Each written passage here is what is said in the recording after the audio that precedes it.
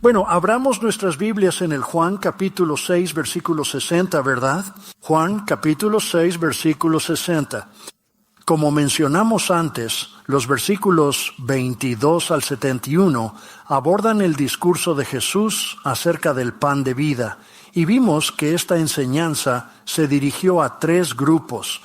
Primero, el pueblo, como en los versículos 22 al 40. Judíos mencionados en los versículos 41, 59, y luego, en tercer lugar, los discípulos aquí en los versículos 60 a 71, el final del capítulo. Hemos analizado los dos primeros grupos, el pueblo y los judíos, y observamos cómo la gente buscaba a Jesús, pero lo deseaban por la razón equivocada y no por su verdadero mensaje. Ellos buscaban a Jesús porque Él les daba pan material, cuando en realidad deberían haberlo buscado por lo que Jesús realmente quería darles, y eso es pan espiritual. Y entonces vimos la respuesta de los judíos. Murmuraron y pelearon. Ellos murmuraban sobre Jesús, quien afirmaba haber descendido del cielo y su divinidad. Y se peleaban entre ellos por Jesús, porque Él dijo que deben comer de mi carne y beber de mi sangre para así obtener la vida eterna prometida. Ellos creían que Jesús se expresaba de manera literal, no figurativa. Creían que se refería al sentido físico, no espiritual. Simplemente no lo captaron. Claro, esto por supuesto nos lleva al tercer y último grupo de personas, que es el que se refiere a los discípulos de manera específica. Así que continuemos leyendo el capítulo 6 del Evangelio de Juan, desde el versículo 60 hasta el versículo 71, que es el final del capítulo. Por lo tanto, muchos de sus discípulos al oír esto dijeron, «Esta palabra es dura, ¿quién puede entenderla?» Cuando Jesús se dio cuenta de que sus discípulos murmuraban sobre esto, les dijo, ¿esto les ofende? ¿Qué pasaría entonces si yo viera o si tú vieras al Hijo del Hombre ascender a donde Él estaba antes? Es el Espíritu quien da vida, la carne no tiene valor. Las palabras que os hablo son espíritu y son vida.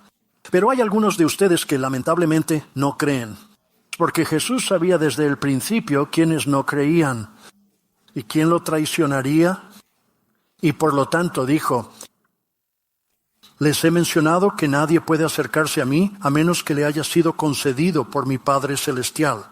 Desde entonces, muchos de sus discípulos se apartaron y dejaron de seguirlo. No más, Jesús preguntó a los 12 si también querían irse. Entonces Simón Pedro le dijo, Señor, ¿a quién vamos a ir? Tienes las palabras de la vida eterna. También hemos llegado a creer firmemente y a saber con convicción que tú eres el Cristo, el Hijo del Dios viviente. Jesús les respondió, ¿acaso no los elegí a los 12 y uno de ustedes es el diablo? Él habló de Judas Iscariote, hijo de Simón, quien sería el traidor que lo entregaría, siendo uno de los 12 apóstoles elegidos. Aquí tenemos la respuesta de los discípulos a esta increíble enseñanza de Jesús sobre el pan de vida que Él descendió del cielo para dar vida al mundo. La vida auténtica proviene de Él, el pan de vida. Al tratar con estos discípulos es importante señalar que la palabra discípulo simplemente significa un estudiante, un alumno, un aprendiz, por así decirlo. Es decir, alguien que sigue una enseñanza determinada. Ahora continuamos siguiendo la enseñanza de Jesucristo. Por lo tanto, por ende, somos sus dedicados discípulos y aprendices comprometidos. Y si estás tomando notas o apuntando nuestro estudio de hoy, queremos enfocarnos en 4 cosas a la luz de esta enseñanza en cuanto a los discípulos. 4 puntos a considerar con atención. Número 1, lo primero que notamos con atención es que murmuraban acerca de Jesús. Hablaban en voz baja sobre Jesús. Está en el versículo 60. ¿Y el versículo 61? Por favor, vuelve al versículo 61 de nuevo. Baja hasta el versículo 61. Él dice que cuando Jesús se dio cuenta dentro de sí mismo que sus discípulos murmuraban sobre este asunto, les dijo, ¿les ofende esto? Entonces comenzaron a murmurar en voz baja contra Jesús. Ahora, esta es exactamente la misma respuesta que los judíos dieron en el versículo 41. también murmuraban acerca de Jesús. De hecho, es exactamente la misma palabra griega. Esta palabra murmur, usada 8 veces en el Nuevo Testamento, significa refunfuñar, quejarse o murmurar en un tono bajo. Cuando se habla de quejarse o refunfuñar en secreto, podríamos decir: sin embargo, según el versículo 61 del Evangelio, Jesús sabía que ellos murmuraban en su interior, sintiendo dudas. Entonces Jesús sabía para sí mismo que ellos murmuraban de él en sus corazones y pensamientos. Al parecer, no los escuchaba, pero sabía exactamente lo que estaba pasando. Esto señala la asombrosa omnisciencia de Jesucristo, quien lo sabe todo. Jesucristo es omnisciente. Él sabe todo. Sobre todos, en todo momento y lugar. Y eso debería asustar un montón a todos. Él sabe lo que estás pensando ahora mismo, así que párale. Pronto será el momento y luego podrás ir a desayunar.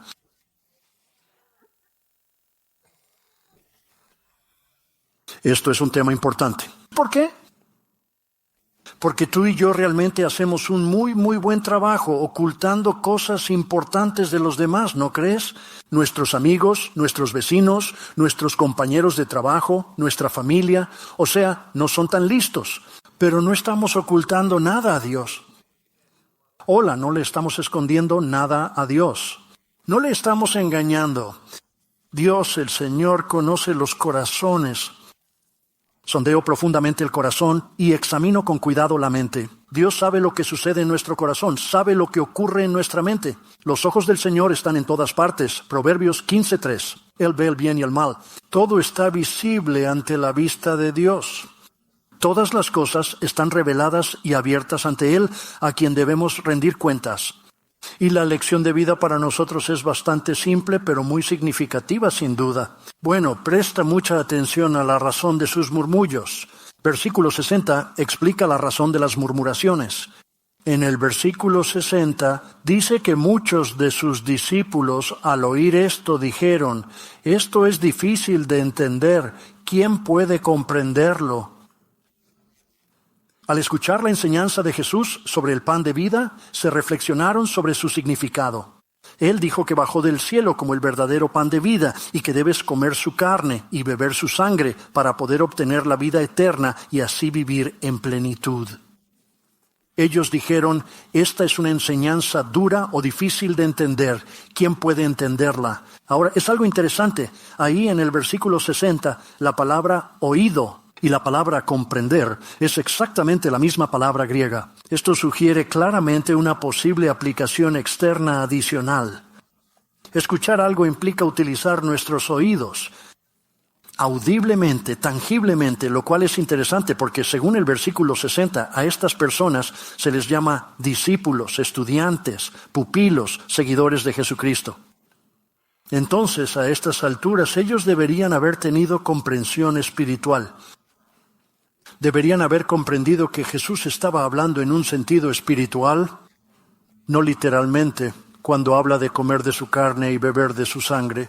Entonces, supuestamente, no es que no lo entendieran completamente, pero una vez que realmente lo entendieron, no lo aceptaron.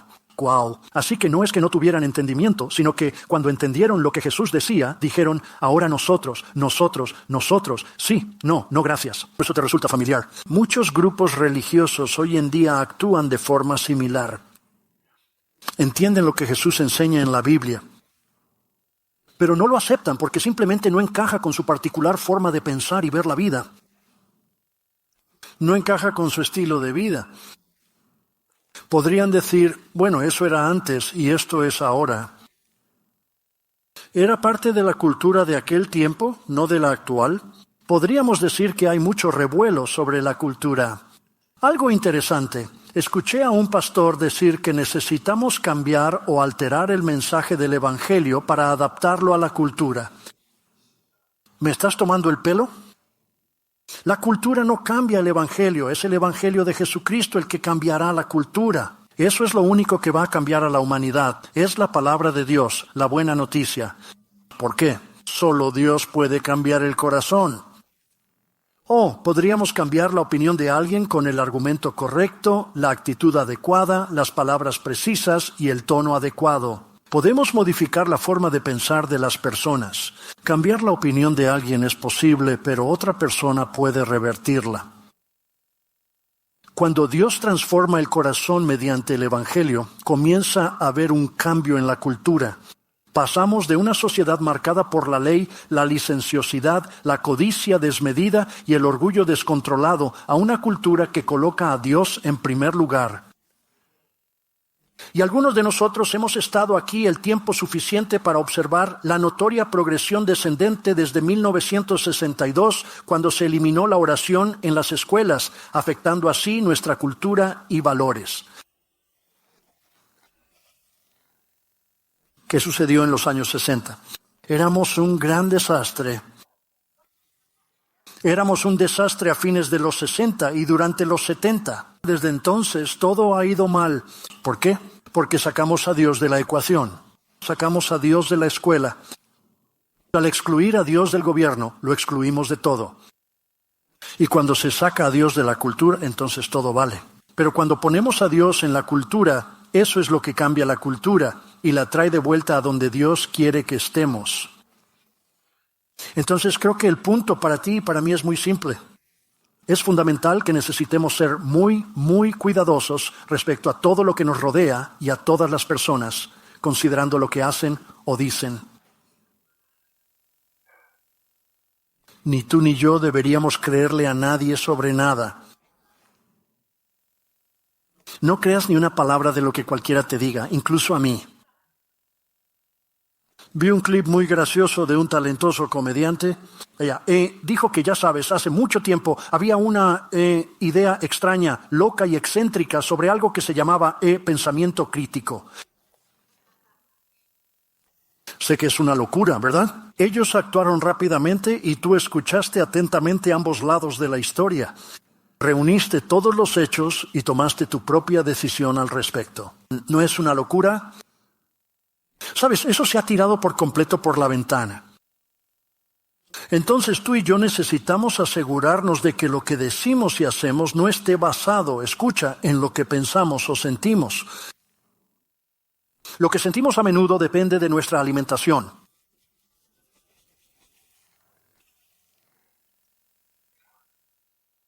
No debemos seguir la opinión de las masas.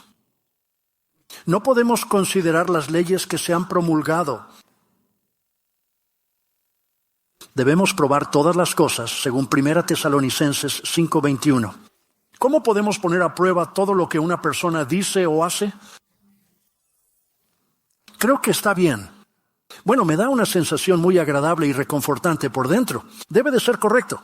¿Me estás tomando el pelo? No evaluamos el bien y el mal basándonos en nuestros pensamientos, sentimientos o la opinión popular. Lo correcto e incorrecto se basa en la palabra de Dios. La palabra de Dios es el tribunal final. La palabra de Dios distingue la luz de la oscuridad, el bien del mal y lo correcto de lo incorrecto. Debemos imitar a los bereanos de Hechos 17:11, buscando las Escrituras diariamente para verificar la verdad de lo que decía Pablo. Quiero decir, ¿te imaginas al apóstol Pablo? Un hombre escribió alrededor de 1/3 del Nuevo Testamento, excluyendo los evangelios. Él les está hablando a los listos y ellos están como, claro, no te creemos, Paul. No creeré tus palabras, consultaré lo que dice Dios. ¡Wow! Debemos actuar como los bereanos y probar todo con la palabra de Dios. Volviendo al capítulo 6 de Juan. Ahora abordemos el segundo aprendizaje de estos discípulos según Jesús. Número 1, murmuraban sobre Jesús. En segundo lugar, decidieron apartarse de Jesús, el Maestro. Se alejaron de Jesús. Los versículos 62 a 66 contienen eso. Por favor, bajen hasta el versículo 66. Versículo 66. Dice que desde ese momento tan significativo, muchos de sus discípulos decidieron alejarse o, literalmente, se dieron la vuelta y ya no caminaron más con él. Ahora, aparentemente, en cierto momento estaban caminando con Jesús, porque es necesario seguir a Jesús para poder alejarse de él en algún momento. ¿Me sigues? Así que parece que estaban caminando con Jesús y luego eligieron no caminar con él ya. Algunos argumentan que no eran verdaderos discípulos de Jesús, ya que nunca caminaron realmente con él y por eso se apartaron. Por un lado creo que lo entiendo, sin embargo, en este momento no tengo ni idea. ¿Quiénes son salvos y quiénes no? Segundo Timoteo 2:19 dice que el Señor conoce a los que son suyos. No lo dice, no sé, no tengo idea de quién está dentro o quién está fuera. ¿Y qué pasa con las personas que realizan grandes obras para el reino de Dios? Bueno, ciertamente parecen estar salvados. No hay duda de eso. En Mateo 7:22, Jesús advierte que muchos se acercarán a Él en el día del juicio diciendo, Señor, Señor. ¿No hemos hablado en tu nombre? ¿Acaso no hemos expulsado demonios en tu nombre? ¿No hemos hecho señales y maravillas en tu nombre? ¡Wow! Ciertamente me suenan que están salvos.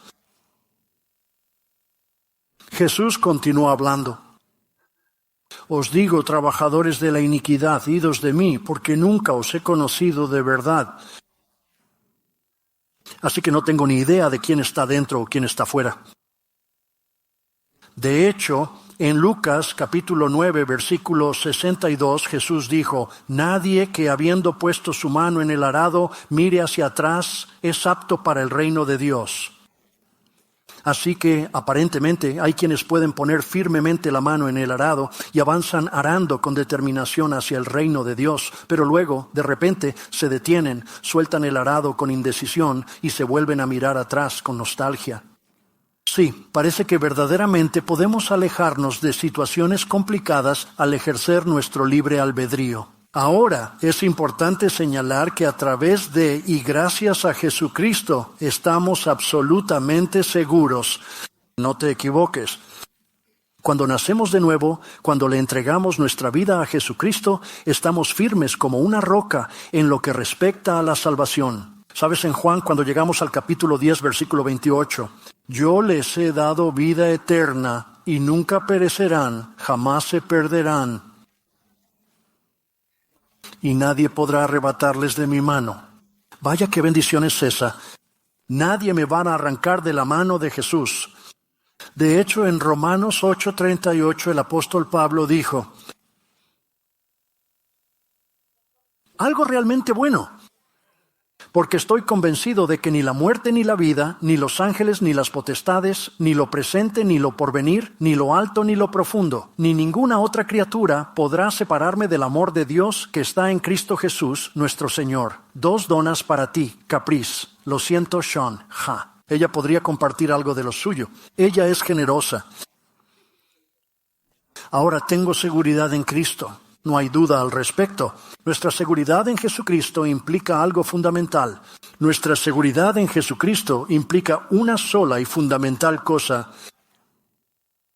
Amplía tu relación al permanecer siempre en Cristo. Al alcanzar el capítulo 15 de Juan, encontramos el pasaje sobre la vid verdadera. En Juan capítulo 15, versículo 5, Jesús dijo, permanece en mí. Quien no permanece en mí no prospera. Es como una rama que ha sido cortada, seca y sin vida, recogida y arrojada al fuego ardiente. ¡Wow!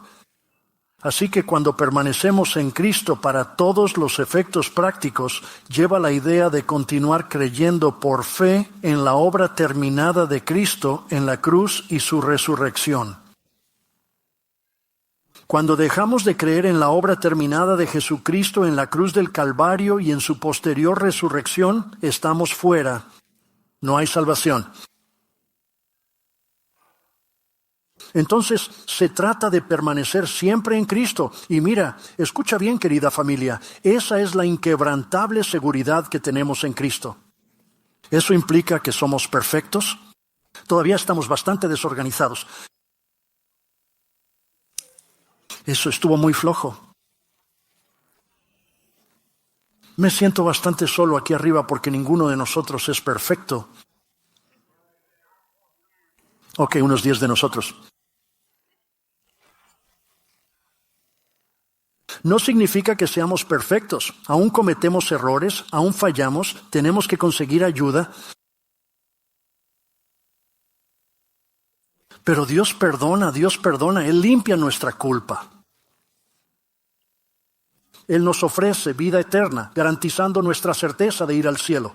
Alabado sea Dios por eso. Necesito detenerme un momento. Volvamos a Juan. En el capítulo 6 de Juan se explica por qué se alejan. Echemos un vistazo a la razón por la que se alejaron. Volvamos al versículo 62 y fíjese en él. Jesús dijo en el versículo 62, ¿qué pensarías si vieras al Hijo del Hombre ascender al lugar donde Él estaba antes? En otras palabras, si te ofende, si te tropiezas, porque Él dice claramente al final del versículo 61, ¿te ofende esto? Tiene un carácter retórico. En otras palabras, esto realmente te ofende profundamente. Entonces, si te ofende que diga que bajé del cielo, ¿cómo vas a reaccionar cuando yo suba al cielo? Porque es mi lugar de origen. Descendí del cielo y volveré a ascender. De hecho, los discípulos lo verán como se muestra en Hechos, capítulo 1, versículo 9. En el monte de los olivos, Jesús asciende al cielo y 2 ángeles dicen a los discípulos, hombres de Galilea, porque miran al cielo, porque este Jesús que ascendió al cielo descenderá de la misma manera, y ellos verán su impresionante descenso, sin duda alguna. Pero Jesús sabe que aún no lo han entendido. Versículo 63. En el versículo 63 dice que es el Espíritu quien da la vida. The flesh profits nothing. Cuando mencioné comer mi carne y beber mi sangre, me refería a un sentido figurado, no literal. Las palabras que os digo en este momento son espíritu y son vida. La palabra espíritu aparece 2 veces. Así que cuando Jesús dijo en el versículo 53, come mi carne, por supuesto, se refería a un sentido espiritual, no físico, porque la verdadera vida es obra del espíritu, no de la carne. No podemos alcanzar el cielo a través de nuestras obras, esfuerzos o acciones. Hablaremos más sobre eso en un momento.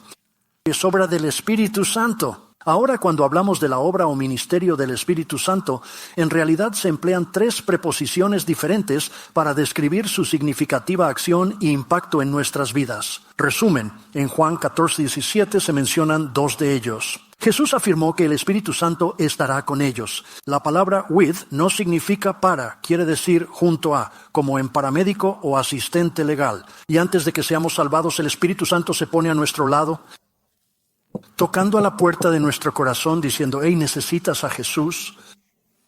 Necesidad está en ese lugar. De hecho, en Juan 16:8, el Espíritu Santo convence al mundo acerca del pecado, la justicia y el juicio divino. El Espíritu Santo nos convence de nuestro pecado y nos dice que necesitamos a Jesús. El segundo ministerio del Espíritu Santo se describe en Juan 14:17, donde Jesús afirma que estará en nosotros. Es la palabra comer en, la morada del Espíritu Santo. El Espíritu Santo nos dice que necesitamos a Jesús antes de ser salvos. Al inclinarnos confesamos nuestro pecado y pedimos a Jesús como Señor y Salvador, recibiendo al Espíritu Santo en nosotros. Romanos 8:11, Hechos 5:32. Referencias bíblicas sobre el Espíritu Santo. Tenemos al Espíritu Santo de Dios que vive, habita y reside en cada uno de nosotros como creyentes. Ahora bien, hay una tercera y última obra o ministerio del Espíritu Santo. Jesús dijo en Hechos 1:8, recibirán poder cuando el Espíritu Santo venga sobre ustedes. La palabra epai, que significa sobre o encima de, indica el desbordamiento del Espíritu Santo, o lo que comúnmente llamamos el bautismo con el Espíritu Santo. Pero en última instancia, aquí vemos que el punto principal es que la vida eterna es obra del Espíritu Santo. La vida eterna es también obra del Padre. La vida eterna, sin duda, también es obra del Padre.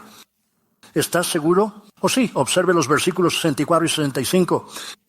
Algunos de ustedes no creen según el versículo 64. Jesús conocía desde el principio quiénes creían en Él, quiénes no y quién lo traicionaría, lo cual discutiremos más adelante. Y Él dijo, por esa razón les he dicho que nadie puede venir a mí a menos que el Padre Celestial se lo haya concedido especialmente. Así que ya hemos visto que Jesús es omnisciente. Aquí también vemos que el Padre es soberano. Cómo el Padre concede acceso al Hijo únicamente a quienes Él desea. Se habla de la soberanía de Dios porque Dios verdaderamente es soberano. Vimos esto anteriormente en los versículos 37 a 40 al referirnos a la gente, el primer grupo. Los judíos son el segundo grupo mencionado en el versículo 44. Here we see the same scenario. Se refiere a los discípulos, como se menciona en el versículo 65. Ahora, cuando hablamos de la soberanía de Dios, el punto es bastante simple. Dios puede hacer lo que quiere. Cuando quiere y a quien quiere, también lo hace. Dios es poderoso y tiene el control de todo. Él es soberano. ¿Eso también significa la salvación, Clark? Oh, sí. Sin embargo, la elección y la predestinación de Dios se fundamentan en la presciencia divina, ya que Dios conoce y sabe lo que va a suceder antes de que realmente ocurra en el tiempo. Dios sabe lo que vamos a pensar antes de pensar en ello, sabe lo que vamos a decir antes de decirlo. Desde antes de la creación del mundo, Él sabía que lo elegirías como tu Señor y Salvador, Efesios 1:4. Por lo tanto, Él te escogió. De hecho, en Romanos capítulo 8, versículo 29, Pablo dijo, a quienes de antemano conoció, también los predestinó. En 1 Pedro 1:2 se menciona lo mismo. Somos los escogidos según la presciencia de Dios. Así que sí, la soberanía de Dios se basa completamente en su conocimiento previo de lo que tú y yo vamos a hacer. Ahora, esto señala la aplicación en nuestras vidas diarias. ¿De qué manera específica podemos implementarlo? Somos libres como agentes morales. Dios nos ha otorgado la maravillosa capacidad de elegir libremente. Y todos tenemos que tomar una decisión con respecto a la salvación. Necesitamos tomar una decisión sobre si aceptarlo o rechazarlo. Josué 24:15 dice, elige hoy a quién servirás. Lo mismo en Deuteronomio capítulo 30, versículo 19. Moisés dijo, elige la vida para que vivas. Y hablaremos más sobre esto justo en un momento. Claro, volvamos a leer Juan capítulo 6. Tercer punto a discutir. Dijimos que eran 4. Vimos el número 1, que murmuraban acerca de Jesús. Se distanciaron de Jesús. Y número 3, ellos realmente creyeron en Jesús. Estos discípulos creyeron en Jesús. Observa el versículo 67. El versículo 69 destaca, en el versículo 67 de Juan 6 se lee, Jesús les dijo a los 12, ¿ustedes también quieren irse? Entonces Simón Pedro le respondió, Señor, ¿a quién iremos? Posees la vida eterna. También hemos creído firmemente y sabemos con certeza que tú eres Cristo, el Hijo del Dios viviente y poderoso. Pedro acertó esta vez. Quiero decir, esto es un milagro, ¿de acuerdo? Dio en el clavo, la rompió, acertó de lleno. Pedro tuvo éxito al dar en el clavo. Hay esperanza para todos nosotros. Muchos de nosotros llevamos algo de Pedro en nuestro interior. Amén. Era uno de los más grandes tontos que había. Y sin embargo acertó. Resumen, en el versículo 67 Jesús ofreció una elección a los discípulos. ¿Entendiste lo que dije? ¿También quieres irte? Ahora hay una elección, una opción, como los del verso 66. Y eso apunta y habla de la libre voluntad del hombre, como ya hemos mencionado. Resumen, todos poseemos libre albedrío y la capacidad de tomar decisiones. Hablaremos de eso pronto. Esto también se refiere al amor de Dios hacia nosotros. ¿Dios es amor? Exacto, mire Juan 4, 7 y 8. El amor verdadero requiere elegir. Dios nos ama tanto que por su gran bondad no nos obliga a hacer nada. No somos robots, Él dijo. El amor verdadero te da la opción. Y creo que esta es una imagen hermosa del amor de Dios y de cuánto nos ama. Ahora Pedro cometió un error. Revisa de nuevo el versículo 69. También mencionó, hemos creído firmemente y sabemos con certeza. ¿Tienes un ratón en el bolsillo? ¿Con quién estás hablando tú, Peter? Peter habló en nombre de todo el grupo. Jesús le va a poner las cosas en claro en un momento. Pero la salvación es algo que tú y yo debemos hacer propio individualmente. Nadie puede hacerlo por nosotros mismos, solo nosotros. Debemos tomar esta decisión por nuestra cuenta, sin ayuda. Es crucial destacar que muchas personas hoy en día se consideran cristianas simplemente por herencia, haber nacido en la fe, vínculos familiares con la religión o por conversaciones casuales, como en un aeropuerto. Jejeje, afirmó ser cristiano por haber nacido en América, lo que me sorprendió y me hizo reír. Nacer en América no garantiza ser cristiano, así como vivir en un garaje no te hace coche. Estar colgado fuera de la tienda de donas no te convierte en una dona, ni siquiera en una dona con taza. Not a cop. Ahora, vamos con la cuarta y última cosa que queremos revisar, y acá lo terminamos. Esto implica la traición de Jesús, que es el acto de traicionarlo. Mira los versículos 70 y 71. En el versículo 70 Jesús le respondió: ¿no os escogí a los 12 de vosotros y uno de vosotros es el diablo? Peter, no digas que creemos y sabemos, porque desconoces lo que piensan los demás. Solo puedes hablar por ti mismo y por nadie más, porque en este momento uno de ustedes es el diablo disfrazado. ¡Wow! Habló de Judas Iscariote en el versículo 71, el hijo de Simón, pues él sería quien lo traicionaría, siendo uno de los 12. Ahora, en el versículo 64, Jesús ya sabía perfectamente quién lo traicionaría, y a pesar de eso, lo eligió. Eso es importante, porque Dios es lo absoluto y la esencia de todo lo que existe. Un control absoluto del 100% sobre todo y sobre cada individuo, y Dios incluso puede utilizar a los malvados y al mismo diablo para cumplir sus propósitos. Para cumplir su plan y su propósito. Y eso debería bendecir a todos y cada uno de nosotros. En lo que respecta a nuestras vidas. ¿Por qué?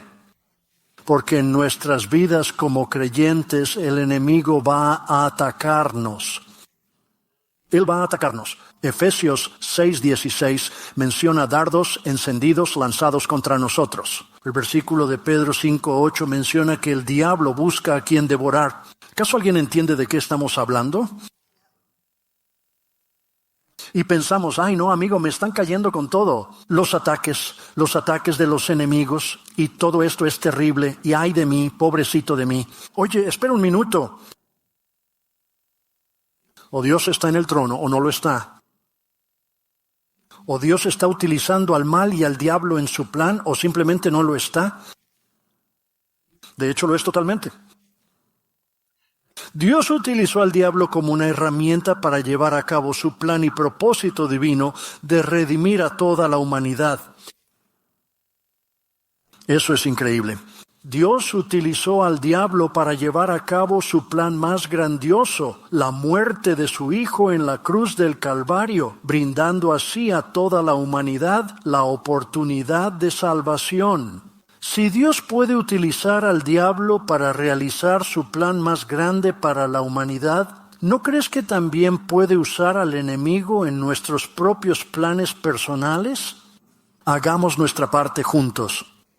Pone las cosas en perspectiva. Esto debería bendecirnos tanto en nuestras vidas individuales como en la iglesia en conjunto. Cuando nos reunimos como iglesia, el enemigo se incomoda. Él nos persigue constantemente, nos persigue como iglesia y hemos sido atacados durante muchos años. Ha sido increíble. Y no hacemos un gran drama al respecto porque sabemos que es el plan de Dios. No solo en nuestras vidas personales, sino también en la iglesia y a nivel nacional en nuestro país. ¡Wow! Y el mundo en general. Dios incluso usará al diablo como una herramienta para cumplir su plan a nivel nacional en nuestro país. Escucha, en el libro de Proverbios, capítulo 21, versículo 1, la Biblia nos enseña que el corazón del rey está en la mano del Señor. Él dirige el corazón como los ríos de agua. ¡Wow! Hemos visto rey tras rey malvado. Nos desanimamos un poco. Observamos el mal en el mundo y nos preguntamos ¿qué sucede? ¿Cómo puede ser esto? Nos ponemos muy nerviosos por ello.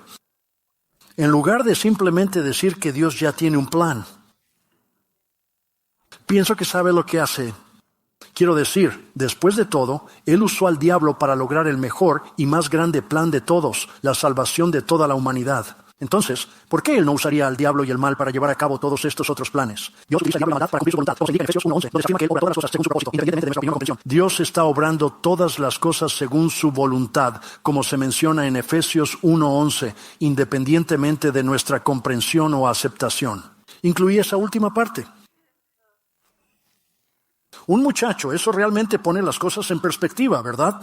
Dios tiene un plan que incluye el uso de los malvados y, querida familia, esto se aplica a lo que vemos en nuestras vidas, nuestra iglesia, nuestro país y el mundo.